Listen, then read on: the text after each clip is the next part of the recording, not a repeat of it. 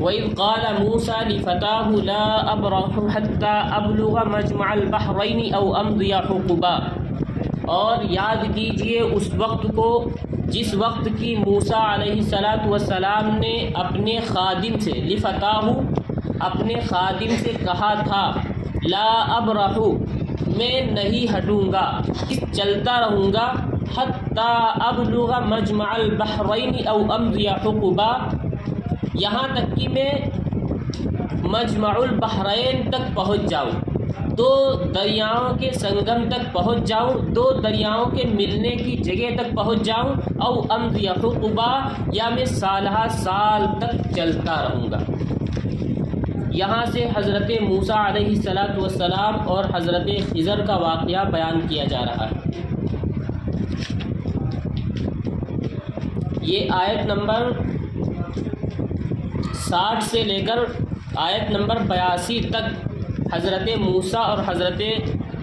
خضر علیہ السلام کا واقعہ بیان کیا گیا ہے۔ حضرت خضر علیہ السلام نبی تھے یا ولی تھے یا کوئی فرشتہ تھے، اس میں علماء کا اختلاف ہے، لیکن جمہور علماء فرماتے ہیں کہ حضرت خضر علیہ السلام نبی تھے۔ پھر اس بات میں اختلاف ہوا کہ یہ جو نبی تھے یہ اس وقت زندہ ہیں یا ان کی وفات ہو چکی ہے، اس میں بھی علماء کی کئی رائے ہیں۔ جمہور علماء یہی کہتے ہیں کہ ان کی وفات ہو چکی ہے۔ حضرت خضر علیہ السلام کو اللہ تبارک و تعالی نے کچھ تکوینی علم ان کو عطا کیے گئے تھے، انہی تکوینی کاموں پر ان کو معمور کیا گیا تھا، وہ کام کرتے تھے، یعنی غیبی علم عطا کیا گیا تھا جو عام طور پہ لوگوں کو عطا نہیں کیا جاتا ہے، پیغمبروں کو بھی وہ علم عطا نہیں کیا جاتا ہے۔ بعض لوگ کہتے ہیں کہ حضرت خضر اور حضرت الیاس علیہ السلام یہ دونوں زندہ ہیں زمین پر، اور آسمان میں حضرت عیسیٰ علیہ السلام اور حضرت ادریس یہ زندہ ہیں، دوسرے آسمان پہ حضرت عیسیٰ علیہ السلام اور چوتھے آسمان پر حضرت ادریس علیہ السلام، یہ دونوں آسمان پر زندہ ہیں، اور زمین پر دو پیغمبر زندہ ہیں، جن میں سے ایک ہیں حضرت خضر اور دوسرے ہیں حضرت الیاس۔ یہ بعض لوگوں کی رائے ہے۔ اب سوال پیدا ہوتا ہے جب یہ لوگ زندہ ہیں تو یہ کھانا وغیرہ کہاں کھاتے ہیں، کہاں رہتے ہیں؟ تو ان کے بارے میں بس اتنا مل سکا کہ یہ جب حج کرنے لوگ جاتے ہیں تو یہ بھی وہیں پہ جمع ہوتے ہیں مکہ المکرمہ میں، اور آب زمزم کا جو کنواں ہے اسی کنویں سے یہ پانی پی لیتے ہیں، بس ان کی خوراک پورے سال کی یہی ہوتی ہے۔ بعض صحابہ اکرام سے بھی یہی مروی ہے کہ ان کی ملاقات بھی حضرت خضر سے ہونا ثابت ہے۔ ایک روایت کے اندر آتا ہے کہ آپ صلی اللہ علیہ وسلم کا جب انتقال ہوا تو ایک بوڑھے سفید داڑھی والے شخص آئے اور صحابہ اکرام کے درمیان سے اللہ کے نبی صلی اللہ علیہ وسلم تک پہنچ گئے، تو لوگوں نے کہا کہ یہی حضرت خضر ہے۔ بہرحال جمہور علماء کی رائے یہ ہے کہ حضرت خضر کا انتقال ہو چکا ہے۔ اب یہاں پہ جو یہ واقعہ بیان کیا گیا ہے، آپ صلی اللہ علیہ وسلم ایک دن اپنے صحابہ کرام کے درمیان یہ واقعہ سنا رہے تھے کہ حضرت موسیٰ علیہ السلام ایک مرتبہ بنی اسرائیل میں خطاب کر رہے تھے، بیان کر رہے تھے۔ بیان کے بعد میں کسی نے ان سے پوچھا حضرت موسیٰ سے کہ بتائیے اس وقت دنیا میں سب سے بڑا عالم کون ہے؟ حضرت موسیٰ علیہ السلام نے کہا انا، میں، چونکہ اس وقت کے جو پیغمبر تھے حضرت موسیٰ علیہ السلام تھے، اور وقت کا جو نبی ہوتا ہے، جو پیغمبر ہوتا ہے، ظاہر سی بات ہے سب سے زیادہ علم اسی کو عطا کیا جاتا ہے، چونکہ اس کے پاس اللہ کی وحی آتی ہے، شریعت اس کے اوپر نازل کی جاتی ہے، شریعت کے احکامات اس کو بتائے جاتے ہیں، تو ظاہراً تو سب سے زیادہ علم اسی پیغمبر کو، اسی نبی کو ہوتا ہے جو وقت کا نبی ہوتا ہے۔ لیکن اللہ تبارک و تعالیٰ کو یہ الفاظ تھوڑے پسند نہیں آئے، چونکہ اللہ کا جو مقرب بندہ ہوتا ہے، جو خاص بندہ ہوتا ہے، اللہ اس کی ہلکی سی کوتاہی پر بھی تنبیہ کر دیتا ہے، اصلاح کر دیتا ہے۔ تو حضرت موسیٰ علیہ السلام کہ یہ الفاظ اللہ کو تھوڑے پسند نہیں آئے، حضرت موسیٰ کو یہ کہنا چاہیے تھا، اللہ کے اوپر چھوڑ دیتے، واللہ اعلم، کہ دنیا میں سب سے زیادہ علم والا، سب سے بڑا عالم کون ہے؟ اللہ ہی بہتر جانتا ہے۔ تمام باتوں کے اندر سب علماء کہتے ہیں، مسائل کو بتا دیتے ہیں، مسائل کو لکھ دیتے ہیں، فتاوی کو لکھ دیتے ہیں، لیکن بعد میں نیچے یہی لکھ دیتے ہیں واللہ اعلم۔ سب کچھ اللہ کے اوپر چھوڑ دیا جاتا ہے، کیونکہ انسان کو جو علم عطا کیا گیا ہے اس کی حیثیت اللہ کے علم کے مقابلے میں کچھ بھی نہیں ہے۔ تو اس لیے ہو سکتا ہے انسانوں سے غلطی ہوئی ہو، اس لیے وہ واللہ عالم کہہ دیتے ہیں کہ اللہ اور اس کا رسول ہی، جیسے صحابہ کرام بھی بہت سی جگہوں پہ یہی کہتے تھے اللہ اس کا رسول بہتر جانتا ہے۔ چنانچہ اللہ تبارک و تعالی کی طرف سے ان کے پاس وحی آ گئی کہ آپ کو یہ نہیں کہنا چاہیے تھا، بلکہ اللہ کے علم کے اوپر آپ چھوڑ دیتے کہ اللہ ہی بہتر جانتا ہے۔ چنانچہ اللہ تبارک و تعالی نے کہا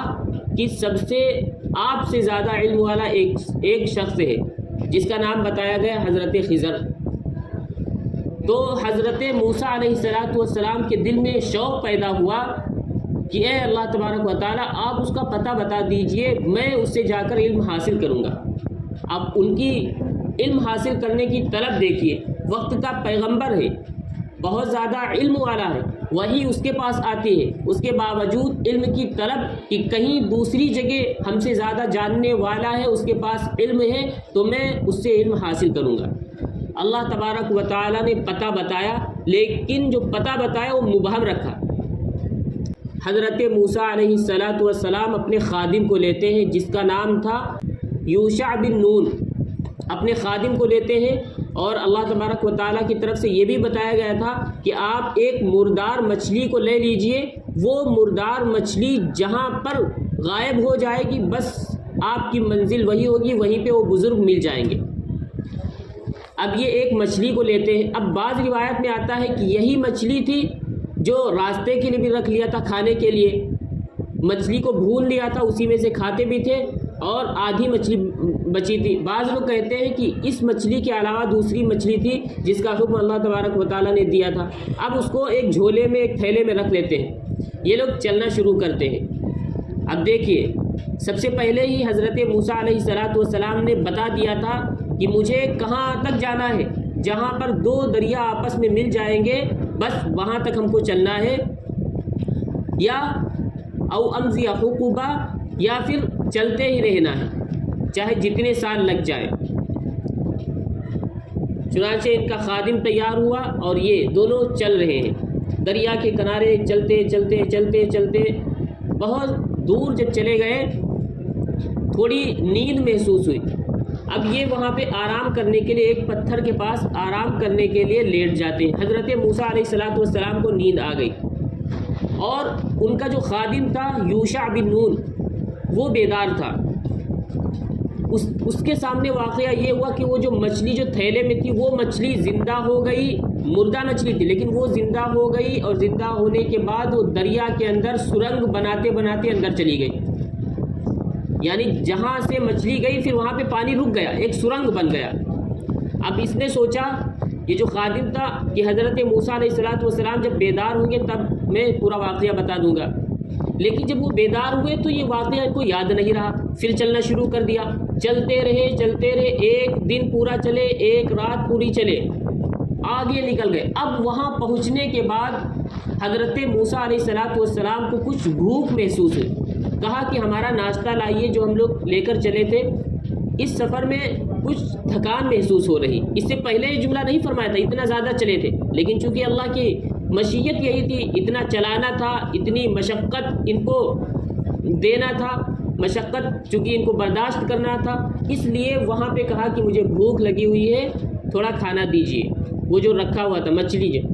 اب اس کو یاد آ گیا کہ ارے مچھلی تو وہاں پہ چلی گئی تھی۔ حضرت موسیٰ علیہ السلام نے جیسے ہی سنا تو کہا منزل مقصود تو وہی تھی، وہیں بتا دینا چاہیے تھا۔ چنانچہ پھر یہ لوگ اپنے پیروں کے نشان دیکھتے دیکھتے پھر واپس لوٹے۔ اب ذرا اندازہ لگا کتنا آگے چلے گئے ہوں گے۔ پھر وہاں پہ جب پہنچے ہیں تو دیکھا کہ ایک بزرگ گھاس پر لیٹے ہوئے ہیں، سبز گھاس۔ حضرت خضر کا جو نام ہے خضر، اصل نام ان کا نہیں، ان کا تو یہ لقب پڑ گیا ہے، کیونکہ یہ جہاں پہ جس زمین پر بیٹھ جاتے تھے وہ زمین بالکل سبز ہو جایا کرتی تھی، سر سبز و شاداب، گھاس نہیں ہوتی تھی لیکن ہری ہری گھاس اگاتی تھی، اس لیے ان کو خضر کہا جانے لگا۔ اب یہ چادر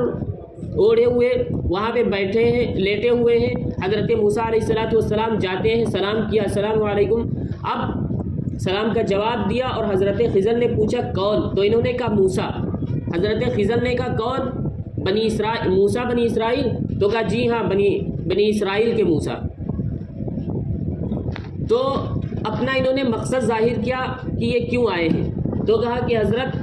اللہ تبارک و تعالیٰ نے آپ کو جو علم عطا کیا ہے میں اس سے استفادہ کے لیے حاضر ہوا ہوں۔ تو حضرت خضر نے کہا کہ آپ میرے ساتھ رہ نہیں پائیں گے، آپ میری باتوں پر صبر نہیں کر پائیں گے۔ تو حضرت موسیٰ نے کہا نہیں، میں انشاءاللہ صبر کروں گا، کیونکہ حضرت خضر نے کہا جو علم مجھے عطا کیا گیا ہے وہ آپ کو نہیں، اور جو آپ کو عطا کیا گیا ہے وہ مجھے نہیں، کیونکہ حضرت خضر کو جو علم عطا کیا گیا تھا وہ غیبی علم تھا۔ بظاہر لگتا تھا کہ یہ کام غلط کر رہے ہیں، شریعت کے طور شرعاً لگتا تھا کہ یہ کام شریعت کے خلاف ہے، لیکن چونکہ غیب کا علم ان کے پاس تھا اس لیے ان کو پتہ چل جاتا تھا، حضرت موسیٰ کو وہ چیز پتہ نہیں چل پاتی تھی۔ بہرحال جب یہ طے ہو گیا، حضرت خضر نے کہا ٹھیک ہے، میں آپ کو اپنے ساتھ رکھ لوں گا، لیکن شرط یہ ہے کہ میں کچھ بھی کروں تو آپ اس کے متعلق مجھ سے دریافت نہیں کریں گے جب تک کہ میں خود نہ بتا دوں۔ حضرت موسیٰ نے کہا ٹھیک ہے۔ اب یہ دونوں دریا کے کنارے چلنے لگے، چلتے چلتے چلتے چلتے کشتی نظر آئی۔ کشتی والوں نے حضرت خضر کو پہچان لیا اور بغیر پیسوں کے اس میں بٹھا لیا ان دونوں کو۔ اب یہ لوگ بیٹھ گئے اس میں، حضرت خضر اور موسیٰ علیہ السلام۔ تھوڑی دور کشتی چلی تھی کہ حضرت خضر نے ایک کلہاڑی کے ذریعے سے اس کشتی کا ایک تختے کو نکال دیا۔ حضرت موسیٰ علیہ السلام چونکہ آپ جانتے ہیں کتنے غصے والے آدمی تھے، ان کے غصہ آ گئے کہ حضرت آپ نے یہ کیوں کیا، بغیر پیسوں کے بٹھا لیا ہے، احسان کیا ہے، اور آپ اس کا بدلہ یہ دے رہے ہیں کہ ان کی کشتی کو عیبدار کر رہے ہیں۔ حضرت خضر نے کہا میں نے کہا تھا نا میرے ساتھ نہیں رہ پاؤ گے، تو کہا رے غلطی ہو گئی، معاف کر دیجئے، اب آئندہ اس کا خیال رکھیں گے۔ چنانچہ کشتی یہ پار ہو گئی اور یہ لوگ اتر گئے، اور اس کے بعد میں پھر آگے جا رہے تھے، کچھ لڑکے کھیل رہے تھے، اس میں سے ایک لڑکا تھا، اس کی گردن کو پکڑ کر مروڑ دیا، مر گیا۔ موسیٰ علیہ السلام نے پھر کہا رے یہ کیا ہوا، خالی مولی، مطلب ایسے ہی، کوئی مقصد بھی نہیں، آرام سے بچہ کھیل رہا تھا، کیا ضرورت تھی مارنے کی۔ حضرت خضر نے کہا نا ہم نے کہا تھا نا آپ تو میرے ساتھ نہیں صبر کر پائیں گے، تو کہا ٹھیک ہے اب آئندہ خیال رکھیں گے۔ پھر ایک جگہ جاتے ہیں، ایک بستی سے گزر ہوا، اس بستی والوں سے کہا کہ آپ مجھے مہمان بنا لیں، کھانا دے دیں، لیکن ان بستی والوں نے انکار کر دیا۔ اسی بستی میں ایک دیوار تھی جو بوسیدہ ہو چکی تھی، گرنے والی تھی، حضرت خضر نے اس دیوار کو سیدھا کر دیا۔ حضرت موسیٰ علیہ السلام کو پھر غصہ آ گیا کہ ان بستی والوں نے کھانا تک پوچھا نہیں اور پھر آپ ان کا یہ کام کر رہے ہیں، اس کام کے بدلے میں آپ پیسے لے لیتے تو ہم لوگ کھانا بھی کھا لیتے۔ حضرت خضر نے کہا کہ اب یہ میری جدائی کا وقت آ گیا ہے، میں نے کہا تھا نا کہ آپ صبر نہیں کر پائیں گے، ھذا فراق بینی و بینک، یہ میری اور آپ کی جدائی کا وقت ہے، اس لیے اب میں برداشت نہیں کر پاؤں گا، آپ کو اپنے ساتھ نہیں رکھ پاؤں گا۔ حضرت موسیٰ علیہ السلام پھر وہاں سے جدا ہو گئے، لیکن جدا ہونے سے پہلے حضرت خضر نے یہ بھی کہا کہ جو میں نے 3 کام کیے ہیں یہ کیوں کیا، اس کا مقصد بھی آپ سنتے جائیے۔ کہا وہ جو کشتی تھی نمبر 1 پہ جس کا تختہ میں نے نکال دیا تھا، عیبدار کر دیا تھا، وہ 10 بھائیوں کی کشتی تھی، جن میں 5 بھائی اپاہج تھے، کام کاج نہیں کر سکتے تھے، اور 5 بھائی تھے جو کام کرتے تھے اسی کشتی کے ذریعے سے، کشتی کو چلاتے تھے اور پھر اسی سے ان کے گھر کا خرچ چلتا تھا، وہ جو اپاہج بھائی تھے ان کا بھی خرچ چلتا تھا۔ جس جانب یہ کشتی جا رہی تھی ادھر ظالم بادشاہ ہے، ادھر سے جو بھی کشتی گزرتی ہے وہ ظالم بادشاہ اس کشتی کو لے لیتا ہے، ضبط کر لیتا ہے، جو صحیح سالم کشتی ہوتی ہے۔ میں نے سوچا کہ اس کشتی میں ہم عیب پیدا کر دیں تاکہ جب یہ کشتی ادھر جائے گی تو ظالم بادشاہ دیکھے گا کہ عیبدار کشتی ہے تو اس لیے اس کو لے گا نہیں، تاکہ ان کا خرچہ اس کشتی کے ذریعے سے چلتا رہے، اس لیے میں نے اس کشتی کو عیبدار کر دیا تھا۔ اور آگے چل کر جس بچے کو میں نے قتل کر دیا اس کی طبیعت کے اندر، اس کی فطرت کے اندر کفر بھرا پڑا تھا، وہ آگے چل کر کافر ہو جاتا اور اپنے والدین کا نافرمان ہو جاتا، اس کے والدین بھی اس کی محبت میں آ کر ہو سکتا ہے وہ بھی کافر ہو جاتے، ان کے ایمان کا خطرہ تھا، اس لیے میں نے اس سے پہلے اس کو قتل کر دیا، تاکہ چونکہ ان کے والد نیک اور صالح تھے، اور اس بچے کے بدلے میں اللہ تبارک و تعالیٰ ان کے ساتھ بہتر فیصلہ کرے گا۔ پھر ہوا یہ کہ ان کو ایک بیٹی دی گئی اور جس کی نسل سے ایک نبی پیدا ہوئے۔ آگے چل کر وہ جو دیوار تھی جو بوسیدہ ہو چکی تھی، وہ 2 یتیم بچوں کا خزانہ اس دیوار کے نیچے تھا، ان کا والد نیک تھا، اس کا انتقال ہو چکا تھا، اب اگر یہ دیوار گر جاتی، خزانہ نکل آتا، یہ بچے چھوٹے تھے تو گاؤں والے سب اس کو خزانے کو لے لیتے، پھر یہ ان بچوں کی زندگی کیسے گزرتی، اس لیے میں نے اس کو صحیح سالم کر دیا۔ تو یہ 3 باتیں تھیں جن کے اوپر حضرت موسیٰ سے صبر نہیں ہو سکا۔ اللہ کے نبی صلی اللہ علیہ وسلم جب یہ بیان فرما رہے تھے واقعہ، تو صحابہ اکرام کے درمیان یہ فرمایا کہ حضرت موسیٰ علیہ السلام اگر تھوڑا اور صبر کر لیتے تو کچھ اور باتیں معلوم ہو جاتی، لیکن ان سے صبر نہیں ہو سکا، چنانچہ وہیں سے دونوں الگ ہو گئے، وہ اپنے راستے۔ یہی واقعہ اس پوری آیت نمبر 60 سے لے کر آیت نمبر 82 تک بیان کیا گیا ہے۔ اب آپ بس ترجمہ دیکھ لیجئے، واقعہ پورا ذہن میں رکھیں۔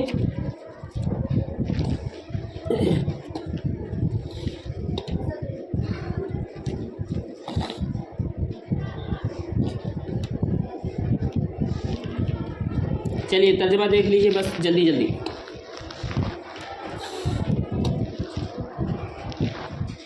وَإِذْ قَالَ مُوسَى لِفَتَاهُ لَا أَبْرَحُ حَتَّى أَبْلُغَ مَجْمَعَ الْبَحْرَيْنِ أَوْ أَمْضِيَ حُقُبًا،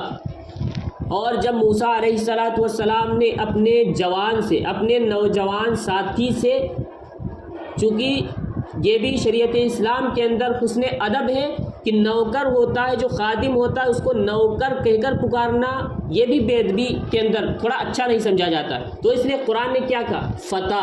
فتح کا مطلب ہوتا ہے جوان۔ تو جب حضرت موسیٰ، چونکہ جو خادم ہوتا ہے نوکر ہوتا ہے وہ عام طور پہ جوان ہی ہوتا ہے، چونکہ اس سے بہت سارے کام کروانے ہوتے ہیں۔ وَإِذْ قَالَ مُوسَىٰ لِفَتَاهُ، اور جب حضرت موسیٰ علیہ السلام نے اپنے نوجوان نوکر یا خادم سے کہا تھا، لا ابرح، میں نہیں ہٹوں گا،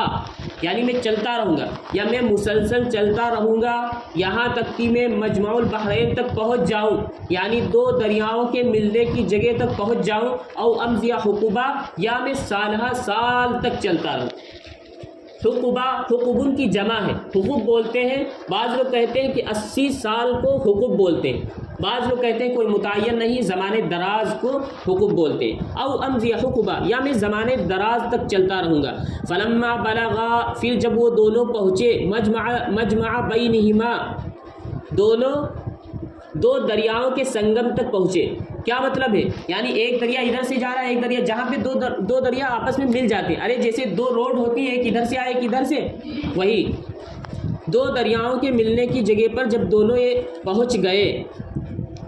نسیا حوتہما، تو یہ دونوں بھول گئے اپنی مچھلی کو، فاتخذ سبیلہ فی البحر سربا، پھر اس مچھلی نے سمندر میں سرنگ بنا کر، فاتخذ سبیلہ، اپنا راستہ بنا لیا سمندر میں، سربن، سرنگ بنا کر، وہ مچھلی یعنی اس سمندر میں چلی گئی سرنگ بناتے بناتے۔ نسیا حوتہما کہا، یعنی دونوں لوگ بھول گئے، چونکہ بھولے تو کون تھے؟ حضرت یوشع بن نون بھولے تھے، لیکن حضرت موسیٰ علیہ السلام کی بھی طرف نسبت کی گئی ہے، کیونکہ جب وہ بیدار ہوئے تھے، اگر وہی اسی وقت مانگ لیتے مچھلی کو تو وہیں پہ واقعہ کھل جاتا، زیادہ ان کو چلنا نہ پڑتا، اس لیے دونوں کی طرف اس کی نسبت کر دی گئی۔ پھر وہ دونوں بھول گئے، فاتخذ سبیلہ فی البحر سربا، مچھلی نے اپنا راستہ بنا لیا سمندر میں، فلما جاوزا، پھر جب دونوں آگے بڑھ گئے، جاوزا چلتے رہے، قال لفتاہ آتنا، وہی بتایا نا جب ایک دن ایک رات مکمل ہو گئے چلتے، قال لفتاہ، تو انہوں نے اپنے خادم سے کہا، آتنا غداءنا، ہمارا ناشتہ لاؤ، ذرا ناشتہ کر لیں، لقد لقینا من سفرنا ھذا نصبا، ہمارے اس سفر میں ہم کو تھکان پہنچ چکی ہے، ہم تھک چکے ہیں۔ یہ جملہ اس سے پہلے نہیں کہا، چونکہ اللہ کو یہ منظور نہیں تھا، ورنہ پہلے ہی تھوڑا چلتے کہہ دیتے تو کام ہو جاتا، زیادہ چلنا نہ پڑتا۔ قال ارأيت اذ اوینا الى الصخرة فانی نسیت الحوت وما انسانیہ الا الشیطان ان اذکرہ۔ اب اس وقت ان کے خادم نے کہا حضرات ارأیت،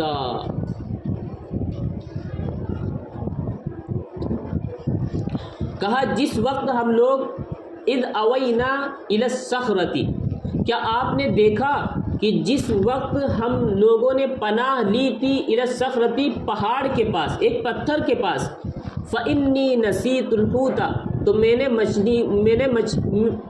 مچھلی کو بھلا دیا، یہ میں مچھلی کو بھول گیا، فانی نسیت الحوت، میں مچھلی کو بھول گیا، وما، اپنا عذر بیان کر رہے ہیں کہ کیوں بھولا، وما انسانیہ الا الشیطان ان اذکرہ،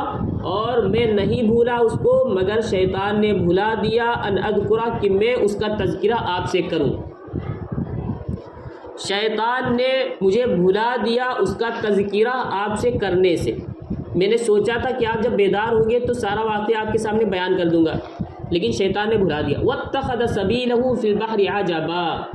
اور اس نے سمندر میں راستہ بنا لیا تھا عجیب طریقے سے۔ عجیب طریقہ ہوا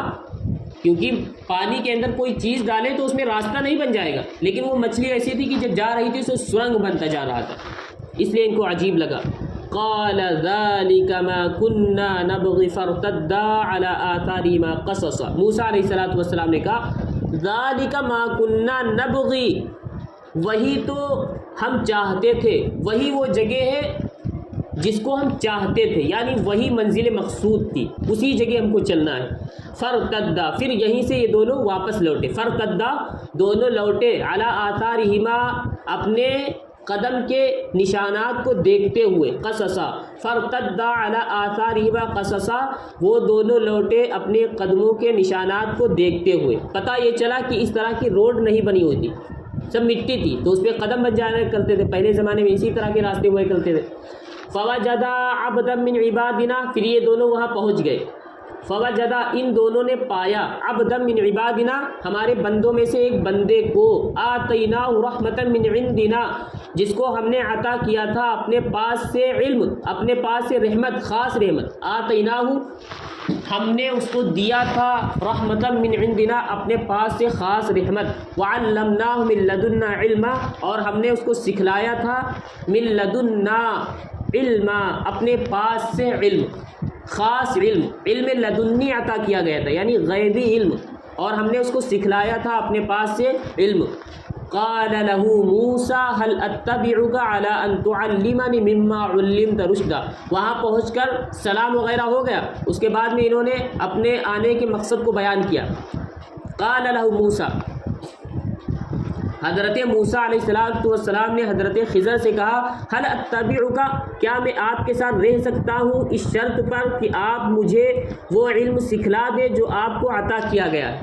ان تعلمنی، آپ مجھے سکھلا دے، مما علمت رشدا، اس علم سے آپ مجھے سکھلا دے جو آپ کو عطا کیا گیا ہے۔ قال، حضرت خضر نے کہا انک لن تستطیع معی صبرا، آپ ہرگز میرے ساتھ صبر نہیں کر پائیں گے۔ وکیف تصبر علی ما لم تحط به خبرا، اور کیسے آپ صبر کر سکتے ہیں ان باتوں پر جن باتوں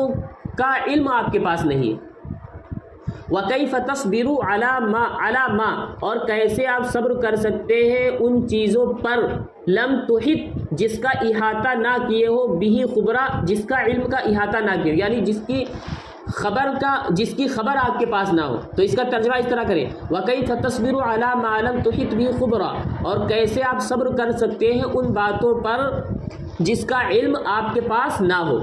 جس کی واقفیت آپ کے پاس نہ ہو۔ آیا؟ کوئی ایک ترجمہ نہیں، محاوری ترجمہ بھی آپ کر سکتی ہیں اس انداز میں۔ قال ستجدنی ان شاء اللہ صابرا ولا اعصی لک امرا، تو حضرت موسیٰ علیہ السلام نے کہا ان قریب آپ مجھے انشاءاللہ صبر کرنے والا پائیں گے، ولا اعصی لک امرا، اور میں نافرمانی نہیں کروں گا آپ کی کسی معاملے میں، ولا اعصی لک امرا، کسی معاملے میں آپ کی نافرمانی نہیں کروں گا۔ قال، تو حضرت خضر بولے فَإِنِ اتَّبَعْتَنِي فَلَا تَسْأَلْنِي عَنْ شَيْءٍ حَتَّى أُحْدِثَ لَكَ مِنْهُ ذِكْرًا، اگر آپ میرے ساتھ رہنا چاہتے ہیں، فَإِنِ اتَّبَعْتَنِی، اگر آپ میرے ساتھ رہنا چاہتے ہیں، فَلَا تَسْأَلْنِی عَنْ شَيْءٍ، تو آپ مجھ سے کسی چیز کے بارے میں مت پوچھیے گا، حَتَّىٰ أُحْدِثَ لَكَ مِنْهُ ذِکْرًا، یہاں تک کہ میں اس کے بارے میں خود بیان کر دوں۔ جب تک میں خود نہ بیان کر دوں گا کہ یہ میں نے کیوں کیا، اس وقت تک آپ مجھ سے سوال جواب نہیں کریں گے۔ یہ بات طے ہو گئی۔ اب اس کے بعد میں یہ دونوں سفر میں نکلے ہیں، دریا کے کنارے چلنا شروع کیا۔ پھر یہ سارے واقعے پیش آئے جس کا ترجمہ انشاءاللہ کل ہو جائے گا، آج یہیں تک کافی ہے۔